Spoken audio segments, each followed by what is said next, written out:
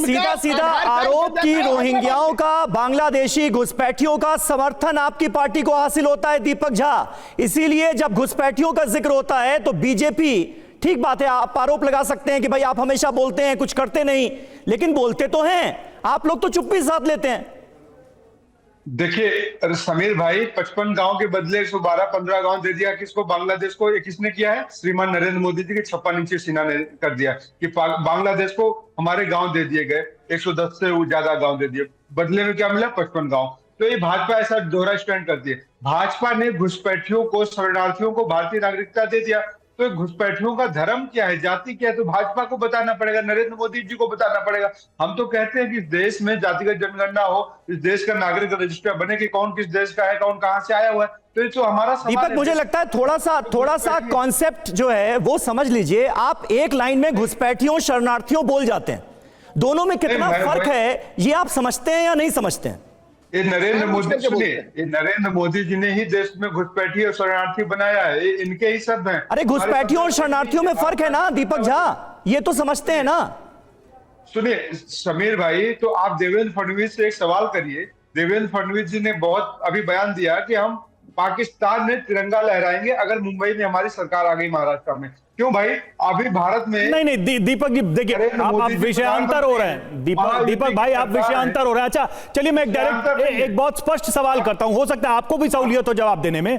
देश से उस देश में जितने घुसपैठी हैं, इल्लीगल तरीके से घुसे हुए लोग हैं, जैसे भी घुस गए हों, चलिए घुस गए, उनको निकालने के लिए क्या आप, जो सरकार है मौजूदा, उसका समर्थन करेगी कांग्रेस? क्या उनके खिलाफ सख्त नीति लाने के पक्ष में है? क्या एनआरसी इस देश में आना चाहिए? घुसपैठियों की एंट्री और जो आए हैं उनको वापस भेजने पर कांग्रेस सहमत है? सीधा तो सवाल है।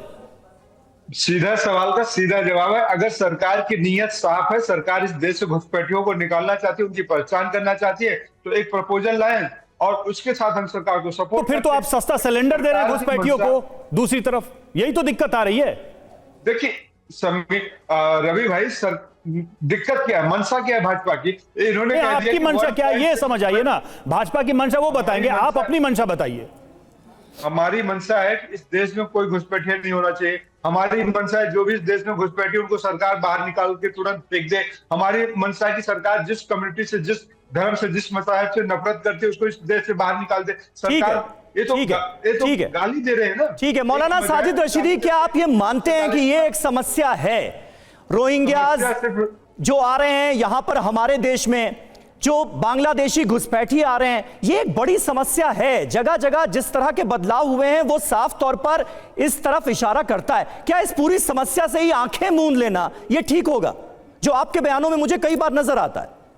देखिए समीर भाई, एक मिनट, रशीदी साहब से सवाल था, बहुत ध्यान से वो आपको सुन रहे थे जी।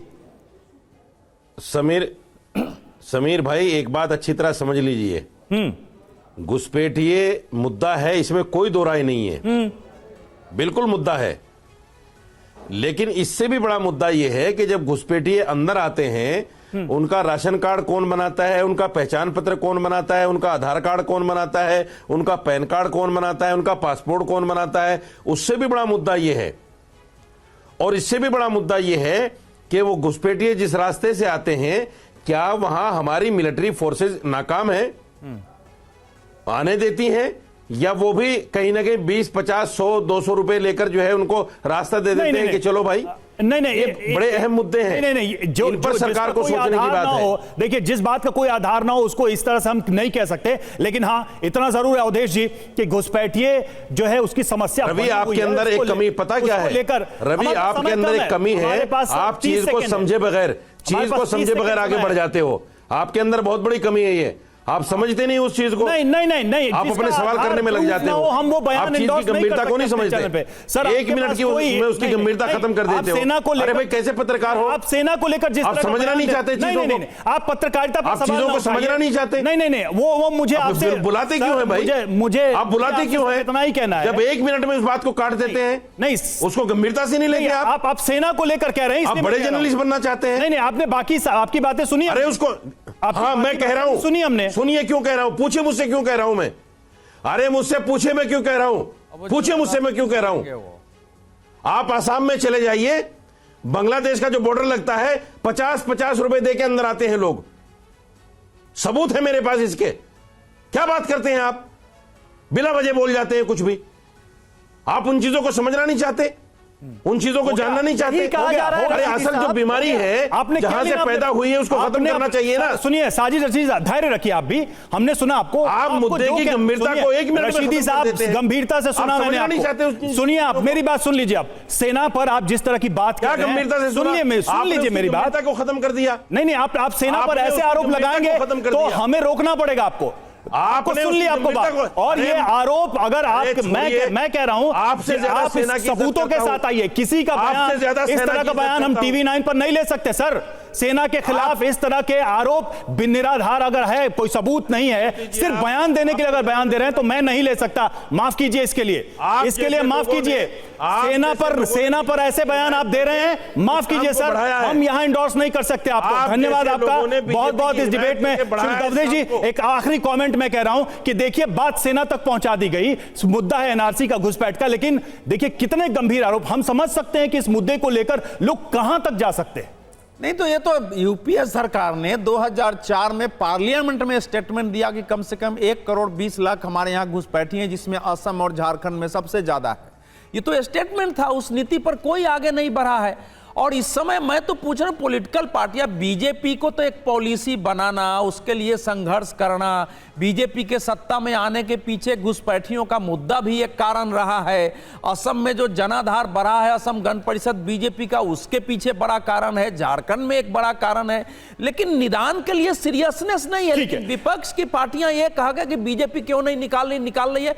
क्या रोहिंग्या, कोई सीरियस नहीं है। रोहिंग्या वहां से आकर के जम्मू में कौन बसा देता है रोहिंग्याओं को, मुंबई में कौन बसा देता है, हैदराबाद में कैसे पहुंच जाते हैं बांग्लादेशी घुसपैठिए। और साजिद रशीदी जो बात कर रहे हैं, उन घुसपैठियों को अपनी बिरादरी में नमाज में शामिल करना, उनको सहयोग करना, यहां तक कि यहां के दादागिरी जो मुसलमान है उनसे क्राइम करवाना, उनसे पत्थर फेंकवाना, सब काम करते हैं। से दूसरे डायरेक्शन में चली जाएगी। एक पूरी कमेटी को आप कटघरे में नहीं कर सकते। ये मैटर जो है, जो मुद्दा है वो घुसपैठियों का, झारखंड में घुसपैठियों का है और बीजेपी को क्लियर कट पॉलिसी लेके आनी पड़ेगी। ठीक है, पॉलिसी लेकर आनी पड़ेगी, लेकिन देखना ये होगा, क्योंकि चुनावों के दौरान तो बहुत कुछ कहा जाता है, लेकिन चुनावों के बाद उस पर अमल नहीं किया जाता। ये भी एक बड़ा मुद्दा है।